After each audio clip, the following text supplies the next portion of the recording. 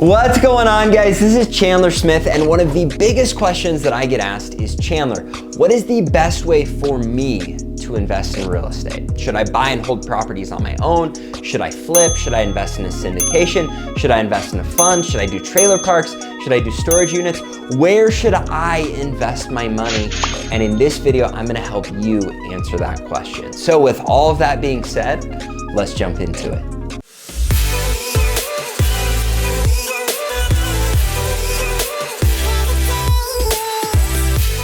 All right, guys, if you're new to the channel, I've been investing in real estate for the last 8 years. I currently own probably about $25 million worth of real estate.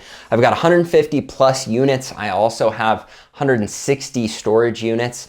I've had the opportunity to sit through multiple pitch meetings for different syndications, different funds. I've looked at investing in almost every kind of real estate. And in this video, I'm gonna help you decide the best place for you to invest your money. Right off the bat, I wanna tell you, I am not pitching anything. I truly wanna help you find the right investment for you, and every one of these investments could be the right investment for you. So all that I ask you to do is remember to smash the like button, subscribe to the channel, and hit the little bell. I'm gonna help you figure out what the best investment for you is going to be. I'm going to give, I guess, a different answer for everyone, depending on who you are and what your situation is in this video. And I'm gonna help you determine out of all of these different options, what the best one is for you. Because the truth is, they are all a great investment for someone.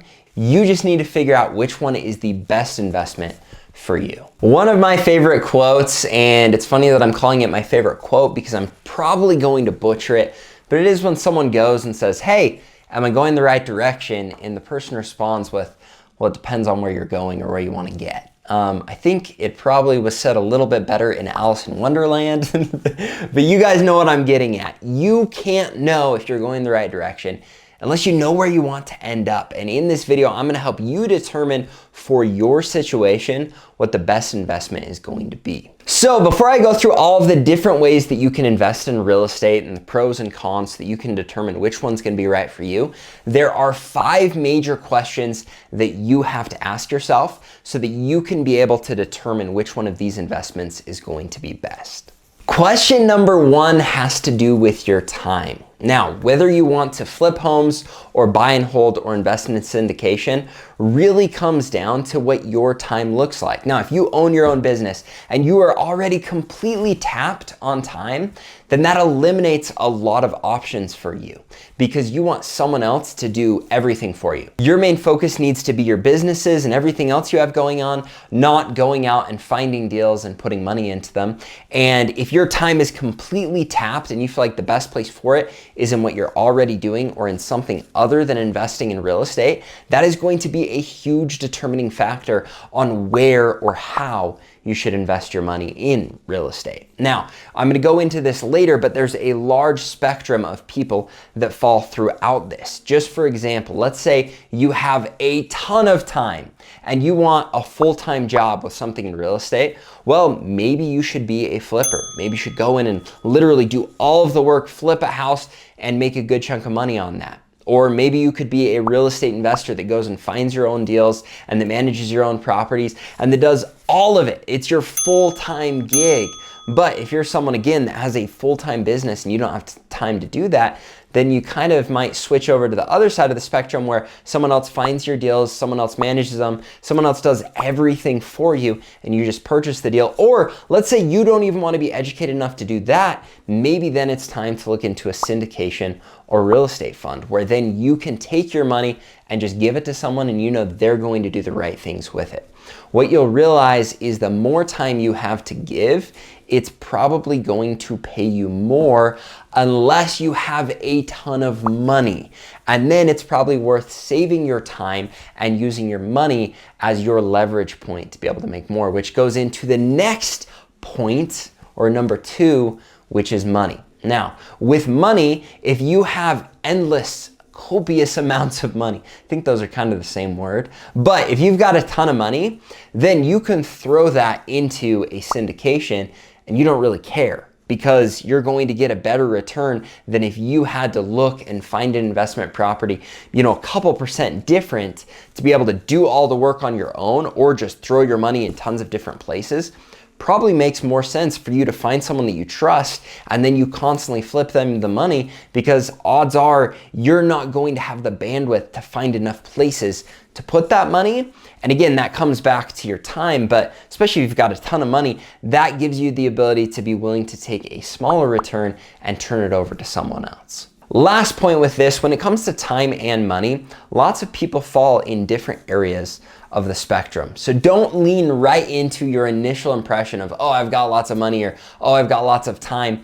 Wait until I get through all 5 of these, because you've got to look at the combination of things that you have, or the answers to some of these questions, before you determine the perfect way for you to invest your money. Now, the next one comes down to skill set. And I'm going to give you a little bit of an example on this. Most people that come to me and say, Chandler, I want to invest in apartments. I have the money, I've done the research, I feel confident investing in them, and I want to manage them. Right away, I'm going to say, whoa, don't manage it. If you've got the time, the money, you could probably spend your time somewhere better than managing this property, because you get 5% that you'll lose to a management company. But if you can pay that 5% and make more than what you would managing the property in whatever other business you're doing, so that you have more cash available to invest in real estate, you should definitely get a management company to do that for you, so you don't have to worry about it. However, if I'm saying this and I'm talking to someone that owns a property management company, like they personally manage hundreds of properties, then my advice is going to be completely different.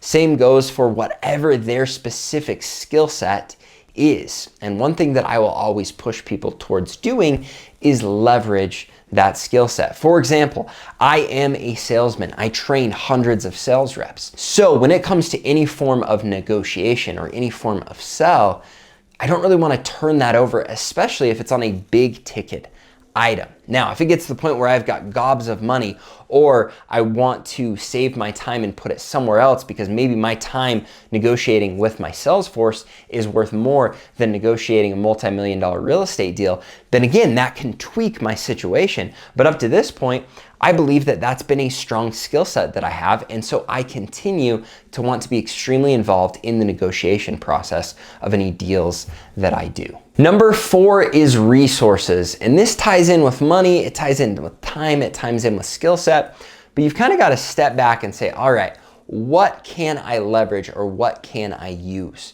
For me, I've got a YouTube channel. That's a big thing that I can use to my advantage that might change the way that I invest, because I can use that in one way or another. You might have connection to someone that is extremely wealthy. Maybe you grew up around a bunch of billionaires and you know that they just throw money at you. So maybe it makes a ton of sense for you to be the person that just finds the money and then helps find a good place for it. And it's never worth dinking around with flipping or buy and hold or literally anything else, because you've got access to all of this money. And so you've got to step back and say, all right, what are my resources? What's my skill set? What's my time? What's my money situation?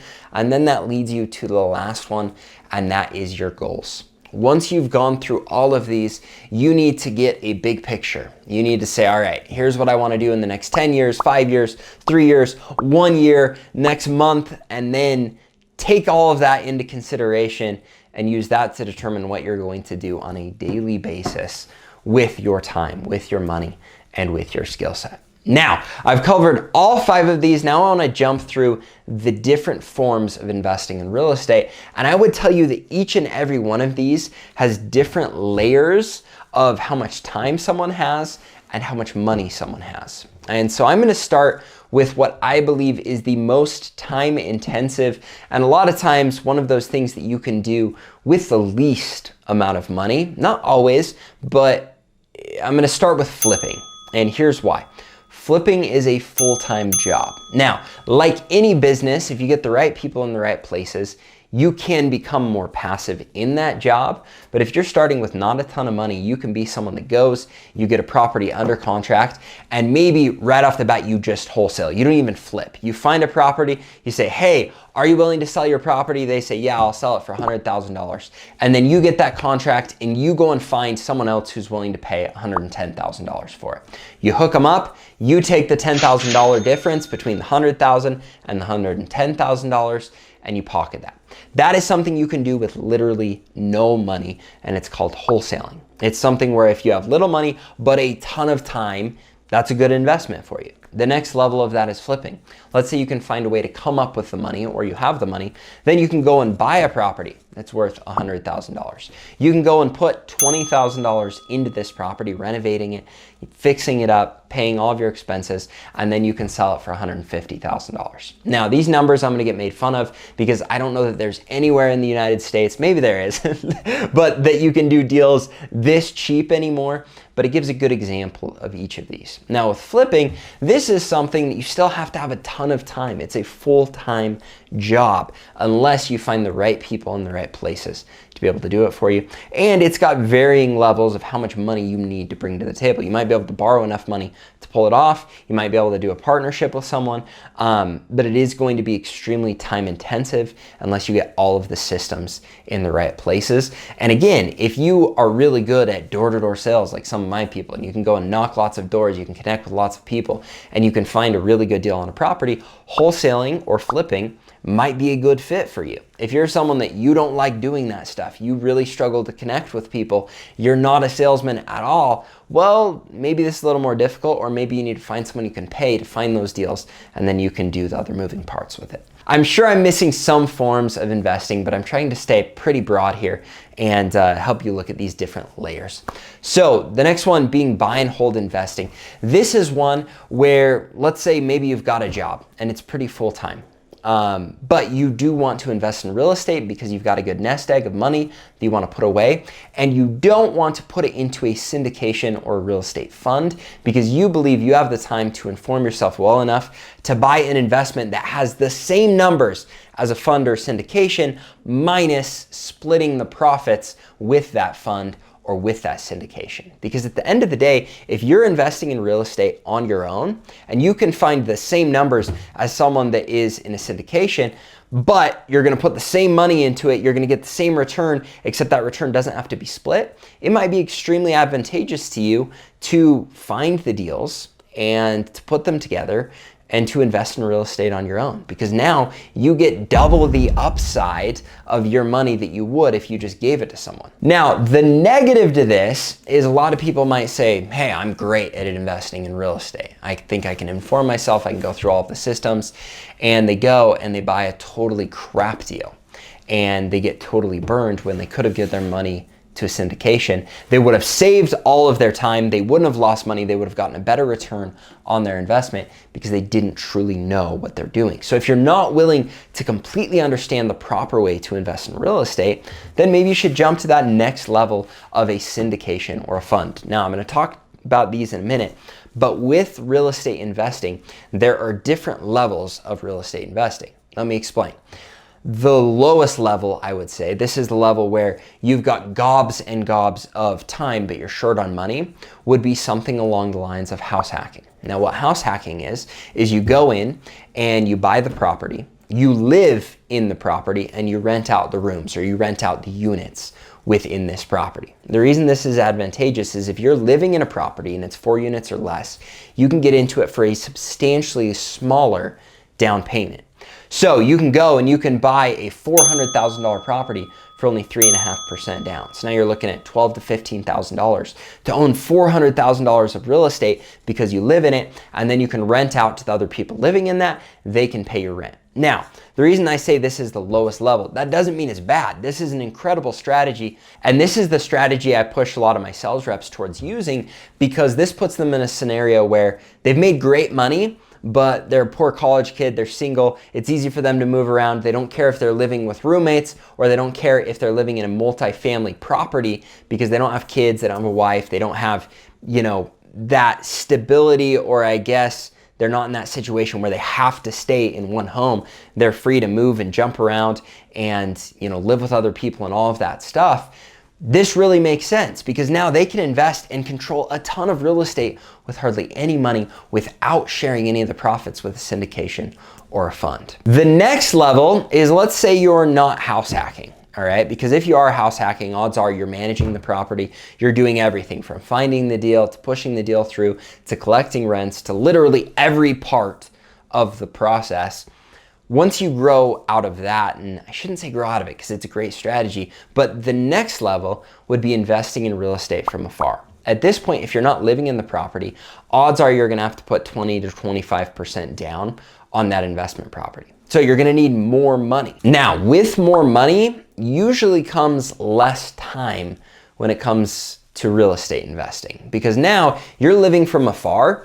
It probably makes the most sense to not manage this property. And the way that I would determine whether you're managing it or paying someone to manage it is, hey, if I manage this property, one, do I have the skill set and the know-how to do it? Or am I gonna have to spend a ton of time and a ton of money figuring that out? Next, I'm gonna make lots of mistakes if I'm trying to figure it out. That's gonna cost me more time and more money. And then at the end of the day, it's only gonna cost me, 8% in a management fee. And then whatever other expenses that happen to the property that then the management shells out to subcontractors. If you think you can be the subcontractor for some of that, go for it. But odds are you've got your own business and it's going to pay you better hourly, just making more money than being a sub or managing the property. And so you've got to determine, all right, where is my time best spent? And if you enjoy it, if you want to, deal with phone calls at 1 o'clock in the morning that somebody's toilet's clogged, you go for it. But I would tell you, if you have the money, get out of managing them as soon as you can. There's a principle, who, not how. The more people you can find to do that work for you, I would say the better. And that's why I'm in a really weird place right now, because I'm doing a lot of this. I would say I'm a real estate investor that doesn't manage the properties, but I still find a good amount of my deal flow. I still put the deals together. I still see them to the finish line, handle the negotiations, where the next level above that would be creating a team that does literally everything for you, where you don't do anything, you just have the money and you have a team that knows exactly what a deal should look like, what the structure should look like, how to go through the process, and they handle all of it for you and they just put your money to work. And this is where you get into this funny line where you're either real estate investing because you have your own team and you're paying them, or you flip over into a syndication where you're paying someone else and they're looking at the properties, they're doing literally everything, and you're just giving them your money. And so I would say if you can get to the point where you have your own team that's finding your own deals, you're still gonna keep a bigger margin for yourself. But if you don't wanna build a whole team, if you don't wanna go through all of those steps of finding the right people, but you can link up with someone who's done all of it, who's running a syndication that you trust, then maybe that's the direction you go. The next big argument between these two is if you get to the point where you have your own team, you're finding your own deals, you can create enough deal flow for your own money and you've got a lot of money to put into it, and now you're not using a lot of time into it, that's when you yourself will switch into owning a syndication or a fund. And I'm kind of in this weird place where I feel like I've got the structure and the team to find the deals for me, and maybe now I could find enough deals to bring other people's money in and to grow a syndication. And so it's funny because you could be one of those people that wants to have an actual syndication because you've gone through all this other stuff and you really know your stuff, and now you've been able to hire the right people to run a syndication. Or you could be one of those people that doesn't want to do any of it and you invest in the syndication and you can still get a pretty good return on your money. Now, a lot of people are saying, Chandler, what's the difference between a syndication and a fund? And I might do a video on this that goes more in depth, but essentially the big difference is a syndication, they're just buying one property at a time. When you invest in it, you're just investing in that property. If that property does well, you do well. If it tanks, you tank. Where a fund, you're investing in multiple properties. And a lot of times a fund is considered a little more diversified so that some are losing, some are winning, but you're getting the average of all of them and you're investing in the person that has structured this fund, really, because it's like, all right, do I trust their organization to find all the right deals and to put my money in the right places throughout these deals? Or do I want to look at a specific deal with a specific person in a syndication? All right, guys, I just nailed all of that in one take.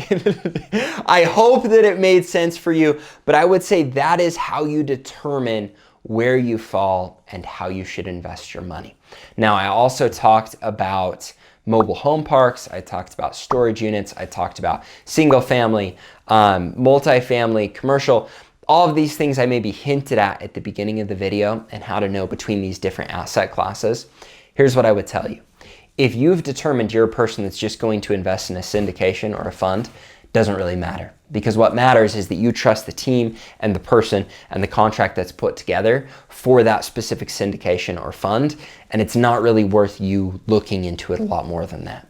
At the end of the day, if you're one of those people doing enough due diligence on the team that you are investing with, and if you want to do a syndication, you want to learn enough where you can look at the actual investment, you can still do that. And I would say that's a good idea. But you need to determine that, right? If you are one of those people that wants to invest in actual real estate, then it opens up another big pot of, all right, do I do 4 units or less, 5 units or more? Do I do commercial business real estate where, I'm buying properties and renting out to businesses?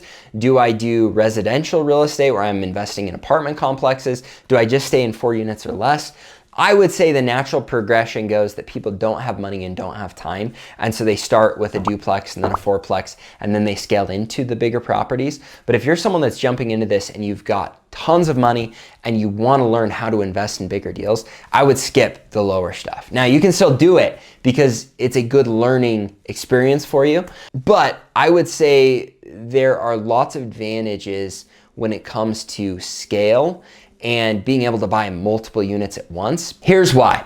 If you've got enough money to where you could go and buy 100 units of rental real estate, and you could either do it a duplex at a time or buy a 100-unit complex, buy the 100-unit complex because it's way less time and money, and you just wait for that one good deal with 100 units and you buy that. That's gonna save you a ton of time, and odds are you're gonna get a higher return on this investment, because on a lot of these little deals, they can get very competitive. Now, that's not always the case, because even though it's competitive, you're dealing with people that aren't as educated as someone that might be selling a 100-unit complex. But in my opinion, it's better to find a home run deal with 100 units than to buy 50 duplexes and go through that process, because it's almost just as much work to analyze 2 duplexes as it is to analyze a 100-unit apartment complex. I'm serious, I know that sounds crazy, but you've got to determine where you fall, and that's how you're going to decide what you invest in. One other thing that Brandon Turner said, and if you don't follow him, go do it. He is the freaking man of real estate. But when it comes to looking at mobile home parks, when it comes to storage units, when it comes to, single family, multifamily, whatever you're looking at, figure out, one, your money situation, your time situation, your skill set, all those things we talked about, but then figure out what you're passionate about. Maybe you are looking at apartment complexes and you're looking at storage units, but for some reason you just love storage units. You love the structure of it, you love owning a piece of real estate like that, and you feel like it's pretty recession proof, it's lower management, lower maintenance, and that's just where you want to hang out, then go for it. It doesn't mean that storage units are better than residential real estate. They can all be better, but it depends on what you're passionate about and what your situation is with those 5 things. So now that we've gone through all of this, I just want to give you one more reminder. You've got to look at your time, you've got to look at your money, you've got to look at your skill set, your resources, and your goals. And once you've looked at all of that, this is literally going to answer your question for each one of these classes. And if you've got any questions that I didn't cover in this video, please let me know down in the comments, because I want to help you start investing in real estate, because it has been a game changer for me in my life. Now, if you enjoyed the video, make sure you remember to smash the like button, subscribe to the channel, and hit the little bell. And we'll look forward to seeing you in the future videos. Thanks, guys.